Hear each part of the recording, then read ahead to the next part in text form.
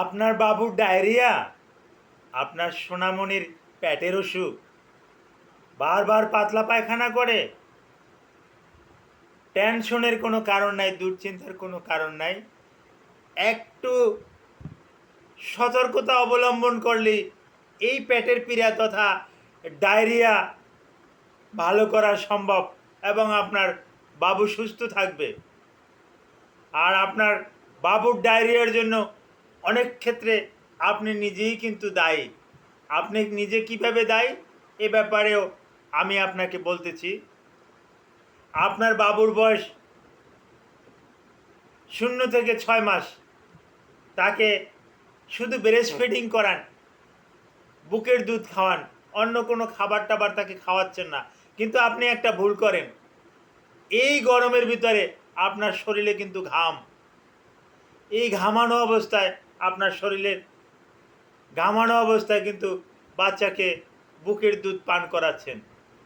এইটা থেকেই কিন্তু বাচ্চারা কিন্তু ডায়রিয়ায় আক্রান্ত হচ্ছে। আপনার সোনামণি, আপনার আদরের বাবু কিন্তু এতেই ডায়রিয়ায় আক্রান্ত হচ্ছে। আপনাকে একটু ব্রেস্ট ফিডিংয়ের সময় একটু সতর্কতা অবলম্বন করতে হবে। আপনাকে একটা রুমাল ব্যবহার করতে হবে, টিস্যু ব্যবহার করতে হবে। আপনাকে ভালো করে একটু মুছে টুছে, হ্যাঁ, একটু ক্লিন করে তারপর আসে ব্রেস্ট ফিডিং করাতে হবে।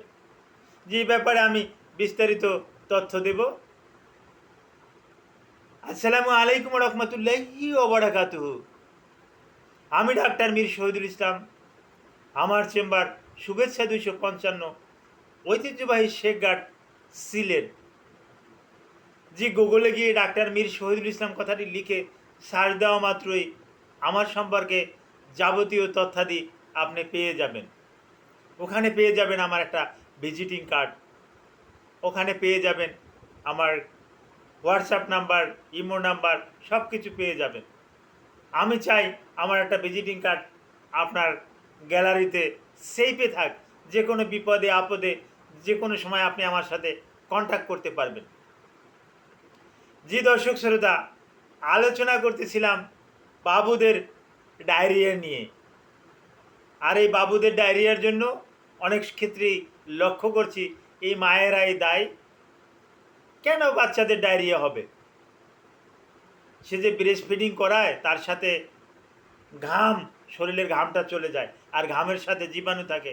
এই গরমের কারণে হ্যাঁ, এই জীবাণুটা ওখানে গিয়ে বদহজমের সৃষ্টি করে, ইনডাইজেশনের সৃষ্টি করে, যার কারণে এটা হচ্ছে। এই সতর্কতা অবলম্বন করবেন। তারপরেও বিভিন্ন কারণে, ভাইরাসের কারণে এই সিজনে ভাইরাল ডায়রিয়া হতে পারে। হ্যাঁ, এটা রোটা ভাইরাস নামক একটা ভাইরাসের মাধ্যমে এই ডায়রিয়াটা হতে পারে। তো এই রোটা ভাইরাসের মাধ্যমে যদি হয়েই থাকে, তাহলে বাচ্চারা বারবার পায়খানা করবে। যদি বাচ্চার বয়স 6 মাসের উপরে হয়, তাহলে তাকে ওই খাওয়ার স্যালাইন পরিমাণ মতন খাওয়াবেন।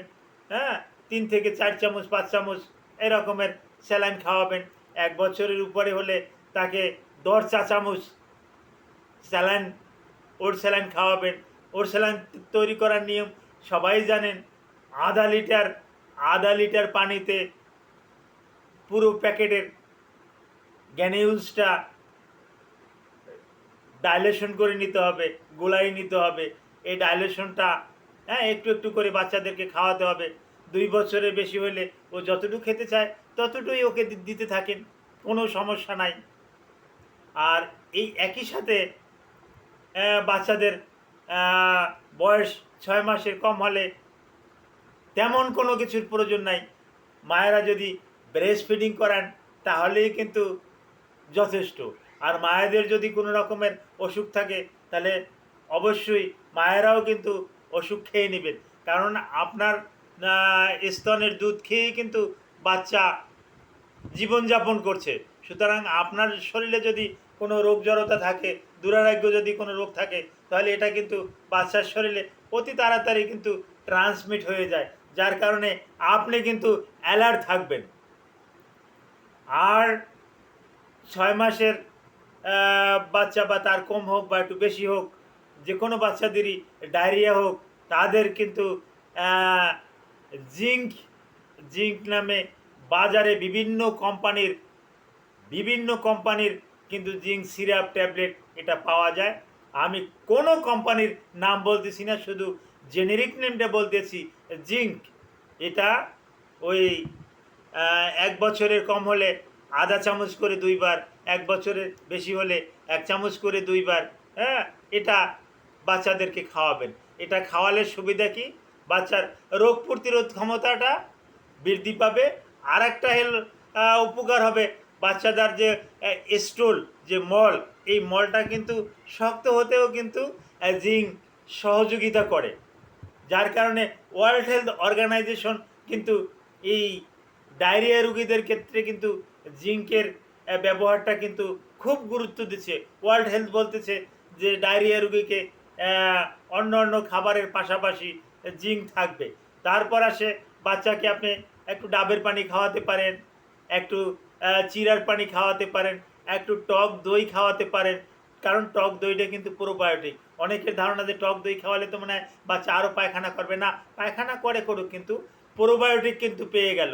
একটু ভাতের মার খাওয়াতে পারেন।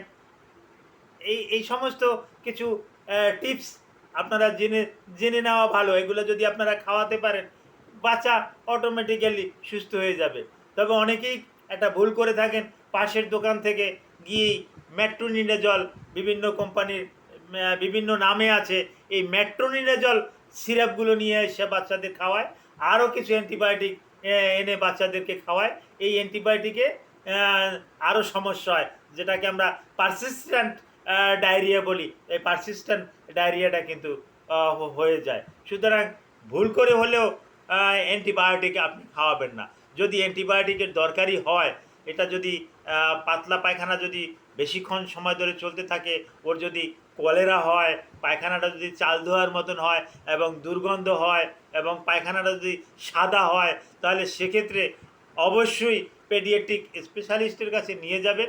হ্যাঁ, বা অভিজ্ঞ একজন ডাক্তারের কাছে নিয়ে যাবেন, হ্যাঁ, যিনি শিশু বিষয়ক অভিজ্ঞতা রাখেন। ওই ডাক্তার আপনাকে বলে দেবে যে কোন অ্যান্টিবায়োটিকটা লাগবে বা কোথায় কী, কীভাবে কী, আপনাকে কিছু নিয়মকানুন শিখিয়ে দেবে। তার নিয়মকানুন শেখানো অনুযায়ী যদি আপনি একটু বাচ্চাকে একটু একটু নার্সিং করতে পারেন, তাহলে বাচ্চা অতি দ্রুত কিন্তু সেরে যাবে। ডায়রিয়াটা ভয়ের কোনো কারণ নাই। আর একটা খেয়াল রাখবেন, ছোট ছোট বাচ্চারা কিন্তু ওই হাত দেয়, পায়ে হাত দেয়, ওই পায়ুপথেও হাত দেয়। হ্যাঁ, এরপরে কিন্তু হাত আবার মুখে দেয়। হ্যাঁ, এতে করে কিন্তু সমস্যাটা হবে। লক্ষ্য রাখবেন বাচ্চারা যাতে হাত মুখে আবার আঙুল না দেয়, এদিকে একটু লক্ষ্য রাখবেন। তো বাচ্চাদের ডায়রিয়া,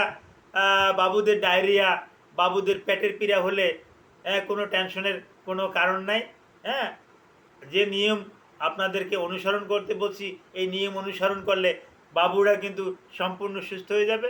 তারপরেও যদি আপনাদের কোনো মতামত থাকে, ভিডিওর কমেন্ট বক্সে আপনি মতামত প্রকাশ করবেন। Thank you all.